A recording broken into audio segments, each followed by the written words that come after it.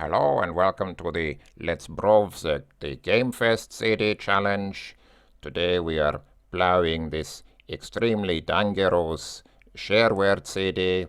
It is extremely dangerous and can attack at any time, as we saw in the last episode, so we must deal with it.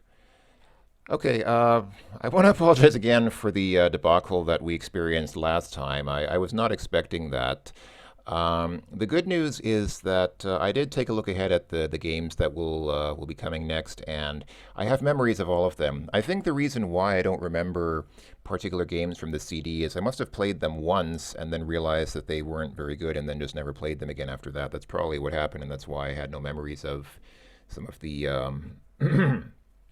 unfortunate games that we experienced last time. So the good news is that I think we should hit a better streak this time. So let's go ahead and return. I guess we'll probably finish off the arcade games section this video since we only have 3 games left. Actually, 2 games left. We finished with VGA Leaper last time.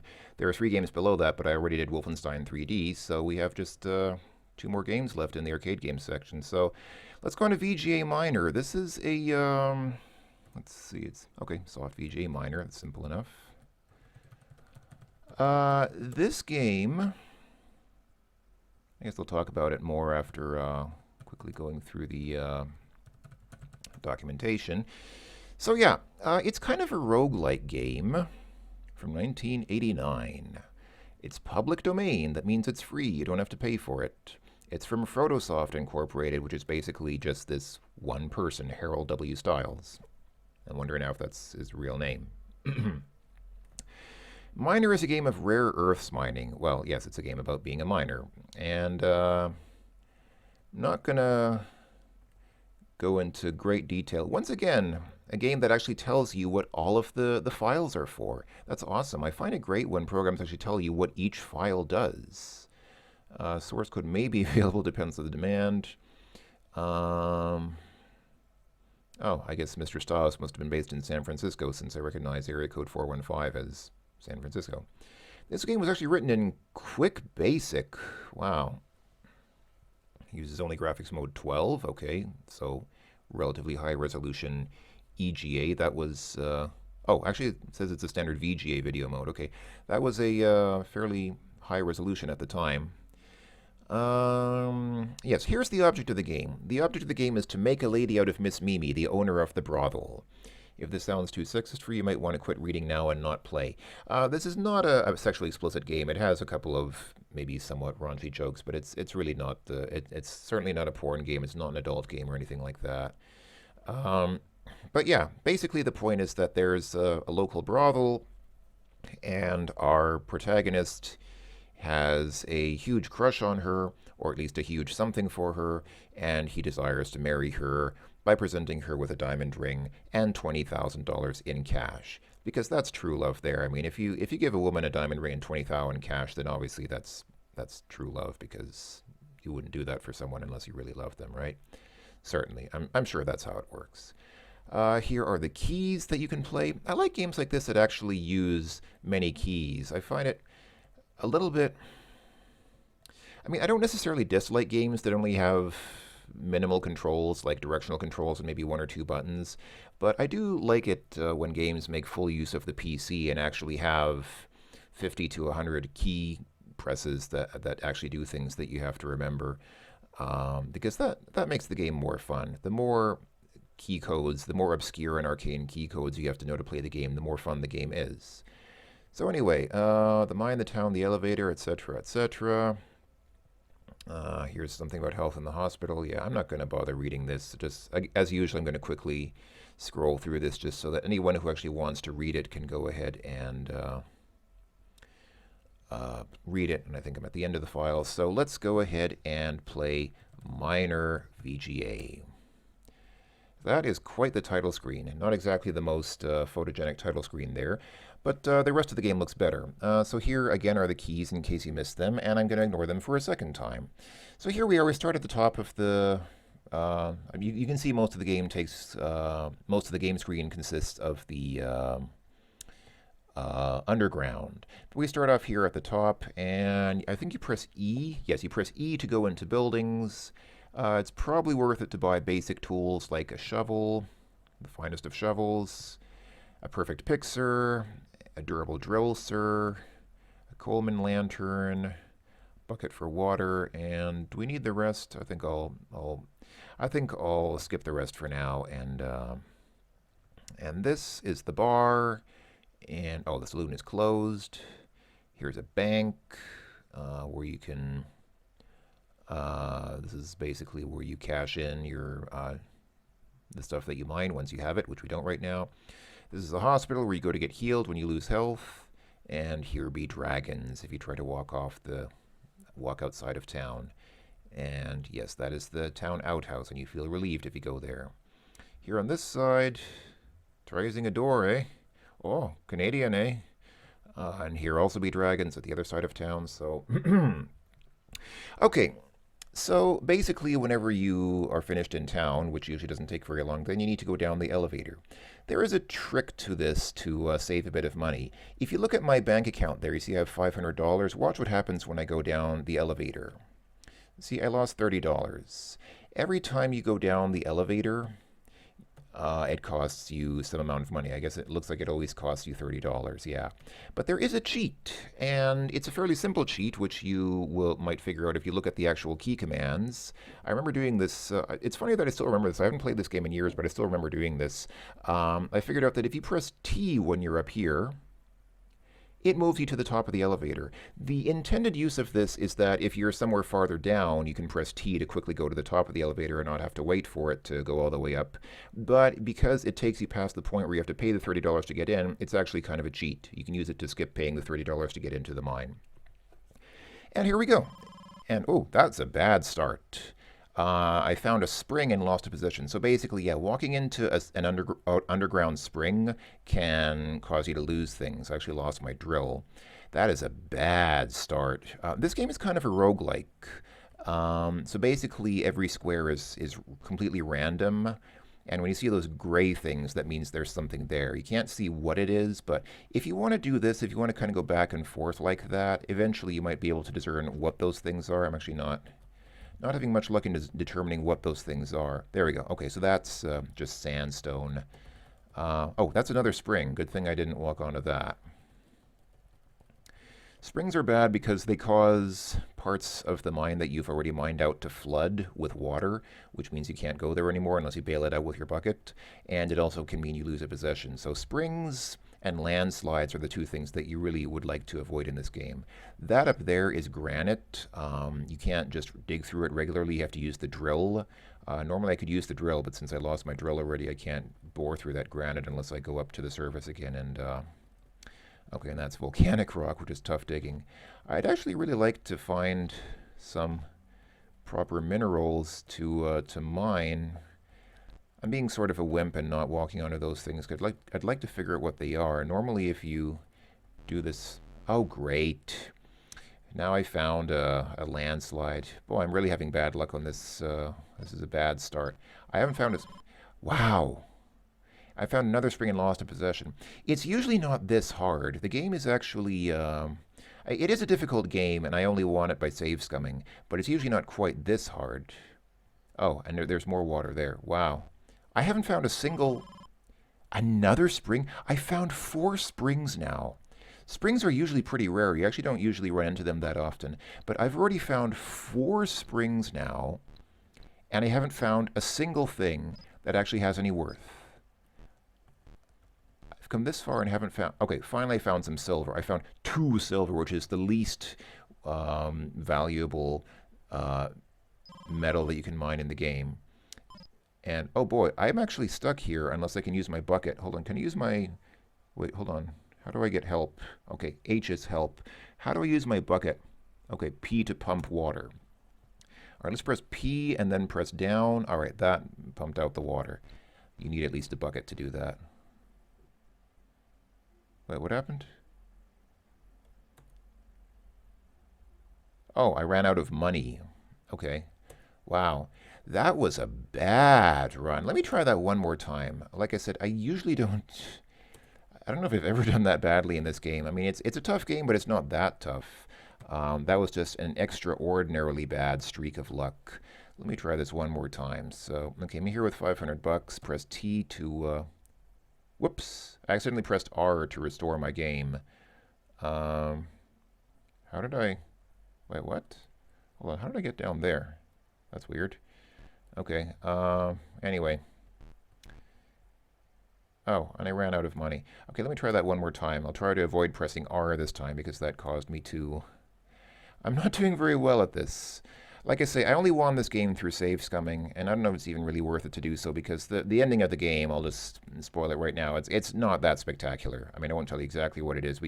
I'll just say it's, oh, I just happened to find a water pump, which makes it more efficient to pump water. Okay, that's nice. That's actually something nice to find. I mean, if I were save scumming, I would already go up to the surface and save the game here since I got a nice bonus item, which can be helpful later. But great, another landslide. Oh, 2 landslides. That's just what I need. Wow. I'm having bad luck with the 3 landslides. I'm having really bad luck with the random number generator this time. I don't know if that's something... I wonder how DOSBox's emulation affects randomness of random number generators in DOS games because... I mean, different games use different algorithms to calculate things, and of course, a lot of algorithms that DOS games use to calculate things were based on the speed of the computer's processor. So I wonder if I'd get different results somewhat from DOSBox if I... Oh, my bank account is negative. Oh, I wasn't even paying attention to my bank account. The game ends if you have too little money, so you probably want to... Oh, I lost because I had to dig through that stuff that the landslide filled in and ran out of money. But anyway, if you get to the top with some of that silver and gold, then you can sell it at the bank and get some money from it. But all right, anyway, that was really extraordinarily bad luck. The game's not as hard as it seemed in those runs. That was, like I said, just bad luck. But kind of a fun game. I did enjoy it for a while. It does get repetitive after a while because there's not really much to it. It doesn't get more advanced or more diverse later on. You just keep doing the same thing over and over. And taking that all the way to the 20,000 that you need to actually finish the game, it's pretty tough. But, I mean, if you want to do it, you can. Definitely not an arcade game also. That's kind of like a... RPG, roguelike sort of game. A lot of these games are miscategorized, as I think I've already mentioned. It's definitely not an arcade game. This one, however, is. Xerix is an arcade game, so it's in Softmore Xerix. Let's go ahead and check out Xerix. Softmore Xerix. Let us read Xerix.doc. I remember... This game sticks out in my memory, not so much for the game itself, because the game itself isn't really that great. I mean, it's not a bad game, but it's not anything that I really... remembered very strongly as a great game. The game is just memorable to me for some reason because, again, tells you what every file is. Oh, even if it's not very descriptive, for 4 files it just says a game data file. Okay, great, data file. Yeah, well, that doesn't really I mean, every file contains data of some sort. I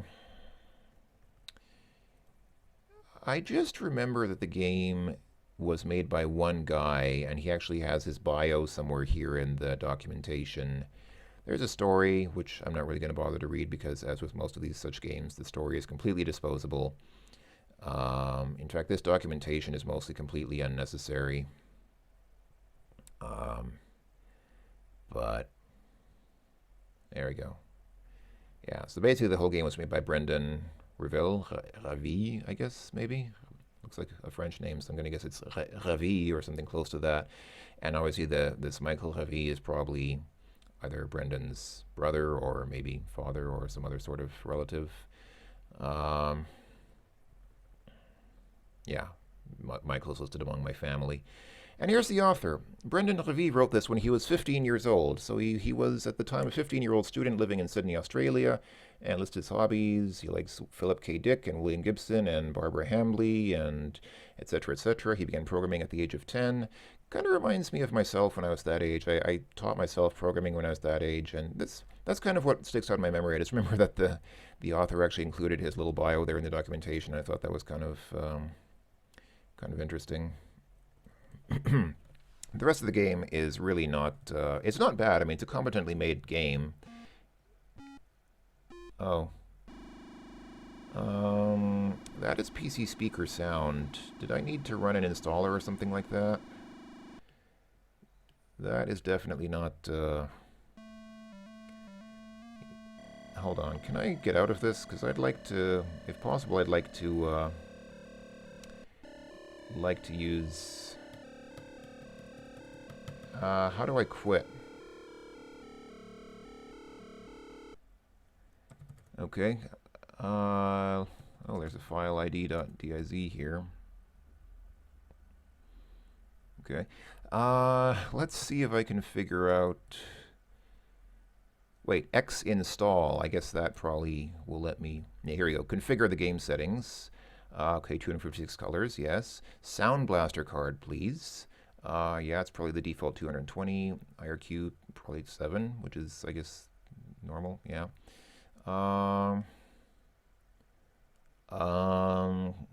Pretty unusual that the game actually allows you to choose between EMS and XMS. I wonder what's the advantage of choosing one over the other. I mean, DOSBox emulates both. I guess the idea was that if you had only one but not the other, you could choose, but very few games actually do this. I don't know, I'll choose XMS just for the heck of it.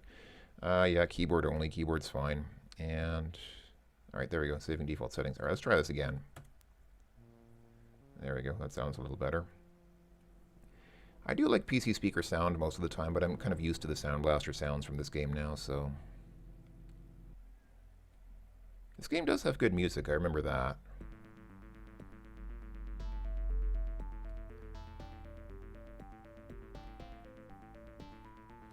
Yeah, this music's cool.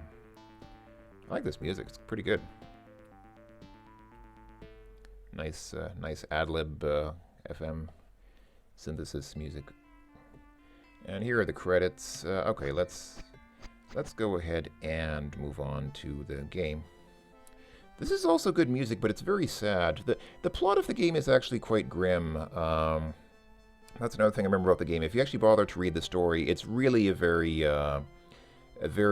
dark kind of story. I mean, it's not really what you'd expect from a typical 15-year-old, I guess. It's just like a very, very depressing sort of sad story about the Earth, about the death of the Earth. It's sort of a quasi-horror story almost. I mean, it's not that scary if you're a real horror buff, but it's darker than what I remember from most games at the time. Anyway, all right, here we go. And this is the game. So, yeah, it's... Whoa. And you die from one hit. If anything touches you, you basically die instantly. So, if I remember right, it pays more to avoid things than to try shooting them. I mean, if you shoot things, yeah, they stop moving and they disappear after a few seconds. But, oh, and that starts happening after a while. And then you have to avoid those shots. So it becomes sort of... It's kind of a bullet hell game in the sense that... there are these patterns that you have to learn to recognize and just avoid the projectiles in the game as you go through. Whoops. It's a pretty tough game. I never beat it. I never really bothered to get good at it because it's pretty well a generic shooter. I mean, I guess it's a bit more tactical or a bit more strategic than it is just a pure arcade action game. But come on. That triple parallax scrolling is also, yeah. And then at the end, you get more very sad music, and it just talks about how all life on Earth is killed, killing all life upon the planet before using it for horrifying purposes. The silence of the Earth is more terrible than death itself. You were the Earth's only hope. Your failure was the beginning of the end of the world. If only you could have another chance. See this? I don't know if you heard that, but that was actually, that ends with a voiceover saying, "The Earth is dead." See, I told you, this game is dark. This game is actually very, very depressing for, at least by Gamefest CD standards. It's really a very, very sad game. But yeah, it's, I mean, it's a pretty well-made game. It definitely has nice music. I did like the music from the game, but Eh, as a game, again, once again, you have a game that's not bad as a game, but not really very remarkable. I remember it mostly for its other attributes, actually. It does have nice triple parallax scrolling, like I said, but anyway. So that's it. We're done with the arcade games section. Woohoo! And this was probably the premier section of Gamefest. It does kind of go downhill from here. Um, I'm actually wondering if I'm going to go through the whole CD now, because a lot of these sections have games which were just sort of shoveled in. Not even really, like really shovelware in the negative sense. Not shovelware in the sense of just a compilation of games, but really shovelware in the sense of just games that are not noteworthy at all. Just games that they put in to fill the CD, even though they didn't fill the CD because it's the whole CD occupies nowhere near the 600 some megs that a CD could hold. Um, so actually, I don't know if I'm going to do all these other categories, but adventure games. Let's go ahead and move on to adventure games. This category has a lot less games in it. It only goes that far, and I'll go ahead and spoil one thing right now. Most of these are not adventure games. In fact, I would say there are only 2 games here that I would say, well, okay, 4 games, because Hugo's House of Horrors is a trilogy. So the Hugo games are definitely adventure games, and Last Staff of Darkness is, yeah, it's pretty much an adventure game. The rest of these are not adventure games. I don't know why the Gamefest CD calls them adventure games, but anyway. EGA Trek. I do like this game. Soft Strategy EGA Trek. Yeah, it's not an adventure game. It is a strategy game, as the folder name implies. Let's take a quick look at the, I guess, trek.doc. This is another game from Mr. Nels Anderson, and as with Superfly, the documentation is surprisingly thorough. But the difference with Superfly is that this is actually a good game. Wow, look at that. Those are UUCP paths, or bang paths, which is basically a direct list of links to the target based on node names separated by exclamation marks. I have not seen one of those in a long time. Wow.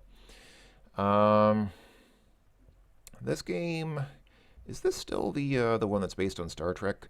So EGA Trek is based on the old Star Trek game.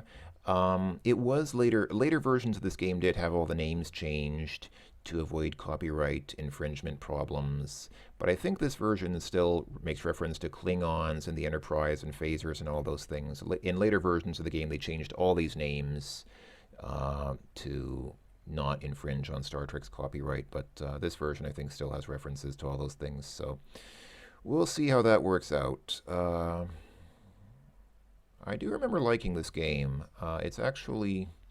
I'm not much of a Star Trek fan, to be honest. I mean, I don't dislike it, but I never really got into it. I wasn't a huge Star Trek fan. But I did like this game. Let's see. Let's also just quickly check the read.me. What's here? Oh, and there's a readme file. Oh, this is like, I guess, a condensed version of the documentation. All right. Oh, and here's another list of other games from Mr. Anderson. All right, anyway, let's go ahead and run... Oh, it's trek.exe. All right, let's run Trek. EGA Trek, the final frontier. I'm sorry about the flashing at the bottom. That's due to on this computer, OBS actually makes the bottom of the video flash if the DOSBox window suddenly gets smaller. So anyway, will you require a briefing? I think that means instructions, but no, I already read the documentation. Restore save game? No, thank you. Please enter your name. All right, I'll put in my name. For verification of your command level, this is the difficulty level, so 1 being easiest, 5 being hardest. I'll play on the easiest level. Please enter self-destruct password. What's an appropriate word to use here? I don't know. I'll just say Trek. Yeah, nobody's going to guess that word. But no one on the crew will guess this self-destruct password ever. And so it works like this. You type in commands in that sort of pinkish purple magenta box on the left side of the screen there. I need to remember what the commands are now. I think pressing up arrow raises your shields, which turns your ship from white to yellow. And we need to travel around on the star map. So let's go... Oh, I need to remember how moving works in this game now. So you do move. Now I need to remember Quad sector, does that mean... I think it works something like this. Yeah, here we go. So, wait, where's the overall map of the, wait, where's the map? There should be a map of the whole, am I? Yeah, there should be a map of the entire game in the upper right. In the upper left, you see a map of just this one area that we're in, but there should be... Hold on. Where's the... Why does it not show me the... Oh, I guess... Do I do a long range? There we go. That's a long range scan. Now we can see the... Now we can see the entire game's area. So the starbase in 6.6 reports that it's under attack. So I think what we do is type in command M for move, and then we do 6.6, which is the long range movement part, and then 4.4, which is the sub part within that. Oh, move blocked by object at 6.6, which is that starbase. Let's move then to 5.8 and try that again. So move to 6.6, 4.4. Oh, I should probably change my warp speed since I'm at warp 1, which means that I'm traveling very slowly. Anyway, let's go ahead. So we have 3 Klingons here, which are those blue sort of ships. In the upper left, you can see 3 ships, which look kind of like hair dryers or sewing machines or something. Those are the Klingon battleships. And then the ovaloid sort of ship in the upper left is the base that we're supposed to defend. We can use torpedoes. Let's try torpedoes. Let's fire 3 torpedoes. I think you can only fire 3 torpedoes in one turn. Yeah, if I try to fire 4... Oh, there's only 3 tubes. Yeah, we can only fire 3 torpedoes in one turn. So I'll go ahead and fire torpedoes at 7.2, since there's a Klingon there. 3.4. I hope I get these numbers right. I think you use the vertical coordinate first, and then the horizontal one. Is that right? I hope that's right. It's gonna be bad if I get that reversed. Yeah, I got that right. There we go. So we destroyed 2 Klingons, and there's that one left. And let's see. Let's go ahead and fire 3 torpedoes at that guy. You don't have to be so wasteful with torpedoes, but since there's a base right there, that thing in the upper left is a star base that we can dock with, and it'll replenish our torpedoes once we dock with it. I think we can afford to spare another 3 torpedoes. Yeah, it already got destroyed, so the torpedoes just went off into space. But now we can move to 3.3, for example, and since we're right next to the base, now we can press D to dock with it. There we go. The Administrator of Starbase 6 greets us, and we refilled our torpedoes and energy and shields and everything. So, hold on, let me change my warp speed. Let's change to warp. I think warp 5 is a pretty reasonable speed. If you warp too fast, you use a lot of energy when you move around, and I think you also run the risk of damaging your engines. But if you use too low a warp speed, then it takes you forever to get anywhere, so you want to kind of find a middle ground. So wait, where are we? We're in, if I do L for long-range scan, okay, so we can go to 6.5. If you look in the upper right, you can see that red color in quadrant 6.5 means that there are enemy ships there. So let's go to 6.5, and I'll say 4.4. Yep, there are 4 Klingons here. Let's try using lasers, or is it phasers? I think, hold on, let's see. In this version of the game, they are still called phasers, and you type P to fire them. In later versions of the game, I think it became L for lasers, because phasers is a Star Trek term. Let's go ahead and fire our phasers. Let's try that. How much does... I think the effectiveness of phasers changes with your distance to the target, so... Well, I think these Klingons usually get destroyed with like 700 or 800 energy, so let's try 700 with that guy. Oh, he got destroyed. Okay, that's good. 8.3, let's try... Let's chill out a bit and do only 650 with that guy. Oh, he died as well. 6.8, how low can I go and still destroy them in one hit? What about 500? Oh, okay. Yeah, see, the phaser's overheated, and now they're running at only 98% efficiency, so they're slightly damaged. I'll go ahead and say 0 for that guy.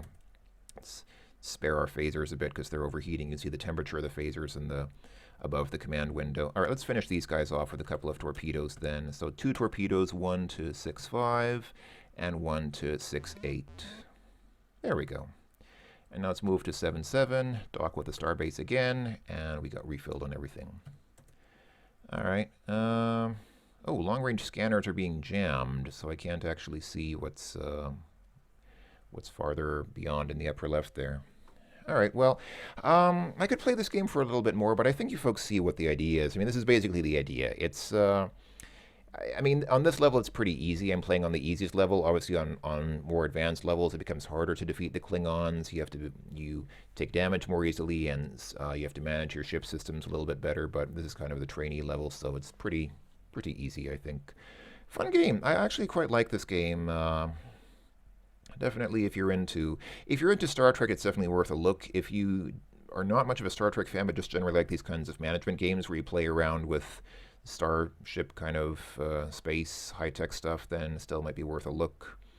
I mean, I fall into the latter category. Like I said, I'm not a Star Trek fan, but I just like playing around with all these fancy sci-fi kind of toys. It's kind of enjoyable, and so it's yeah, fun game. So, all right, let's go ahead and we got 19 points because I lost 300 points for an incomplete mission. Anyway, there we go. There is Late Blight, forever remembered for his 19 points. Oh, what a thrill. All right, I've been making this video ready for a bit over half an hour, but I think we can squeeze in one more game here. So let's take a look at Evil Crypt. Oh boy, I remember this game. Sophomore 8 Pro 24. So I like this game, but it's definitely a polarizing type of game because I think some people will definitely not like it. It's a graphical adventure game for the IBM PC. Graphical is, yeah, check that out. CGA or better. What a demanding game. You have to have at least CGA graphics to play this. It is very addicting and not at all easy to solve. Boy, hold on. Let's just quickly browse the documentation and see what's here.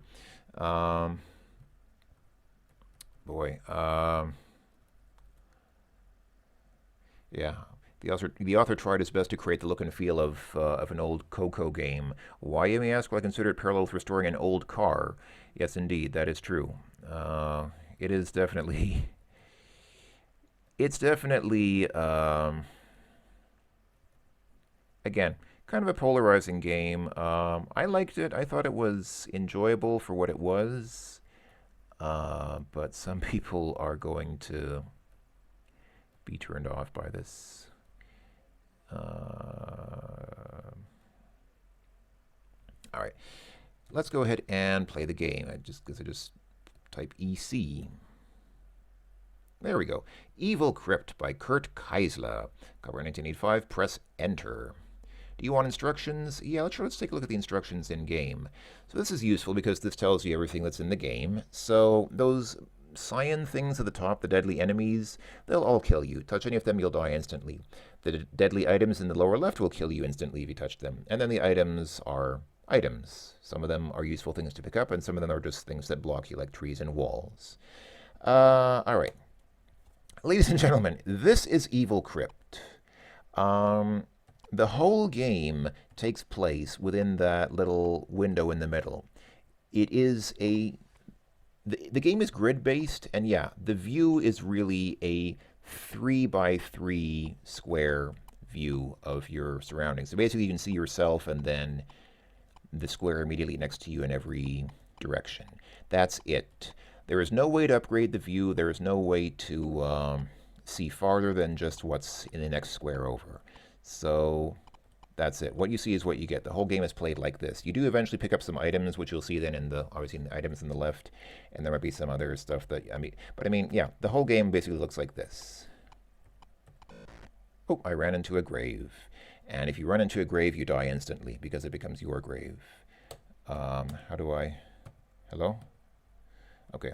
And every time you die, it asks if you want instructions, and you press no to start the game over. What I actually found, that's a door down there, which I think I can't go through now because I need a key for it. When I was young and played this game for the first time, I actually did make a map. I was that compelled that I actually did make a map of the entire game world on graph paper. Oops, I met death in a pit. And so you press escape when you die to come back here, and then press N to start the game. What I found was very interesting. It did turn out that the size of the game's maps, if I remember right, there are 3 levels in the game. 3 areas in the game, and each of them is exactly the size, if you graph them out, they're exactly the size of one standard sheet of graph paper, one standard sheet of, normal. I mean, there are different sizes of graph paper, obviously, but, the normal letter size kind of graph paper with regular size blocks that are not, I don't know if there's a name for it, but anyway. But I had a book of graph paper, which was, the normal, pretty most common size, I guess. And I found that when I graphed out the game's levels, all of them fit exactly. If you put them in the right place, they fit exactly onto one of those pieces of graph paper. So I assume that the creator of the game did exactly what I had done, except in reverse. I took the game and drew it on graph paper and made a map out of it. I'm going to assume that the creator of the game first graphed out the game on paper. He first must have taken a piece of graph paper and said, okay, I'll draw the map for the game on this piece of paper, and when I'm done, I'll program the game, and this will be the map. So, whoops. Runs a little too fast in DOSBox sometimes. Yeah, you have to kind of tap the keys very briefly, because if you hold a key down, you might end up moving 2 squares when you meant to move 1. And again, if you touch any of these things, like that tree man who just beat me to a pulp, you die instantly. So it's not an easy game. Slowing down DOSBox is definitely a good thing to do, because it will prevent you from moving 2 squares at once by accident. But even then, I mean, you pretty much have to draw a map. I don't think there's any other way to finish this game. And when I was young, I actually liked drawing maps. I actually enjoyed the experience of just going through this world and meticulously mapping every square until the map was complete. And like I said, I did that for all 3 levels of the game, and each level was the size of, again, one sheet of pretty standard graph paper. So the whole process... Oh, I found a potion that will allow me to levitate over pits. And yet somehow I met death in a pit anyway. There was probably a key that I was supposed to press to use the potion. Well, anyway. So I did enjoy this process. Believe it or not, I actually did enjoy the process of going through this game, mapping out all 3 of the areas, and making it all the way to the end.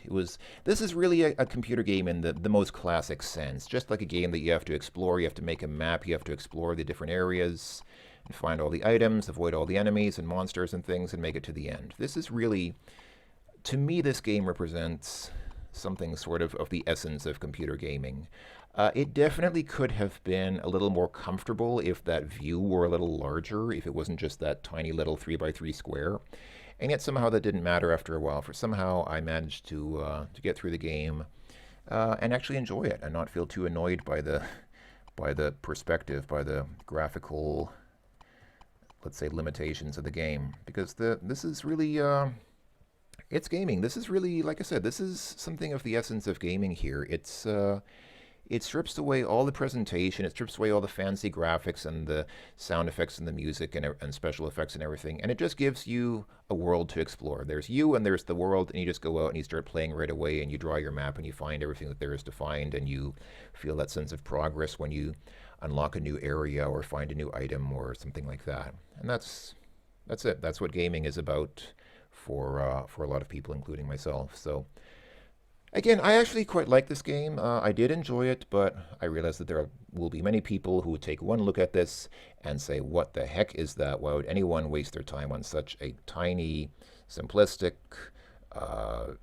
silly piece of junk? I am out of here. So press Q here to quit. And if you don't like the game, then obviously you don't have to play it. But if you do like the game, then maybe you're curious and you want to give it a try. In which case, give it a try. You might like it, as I did.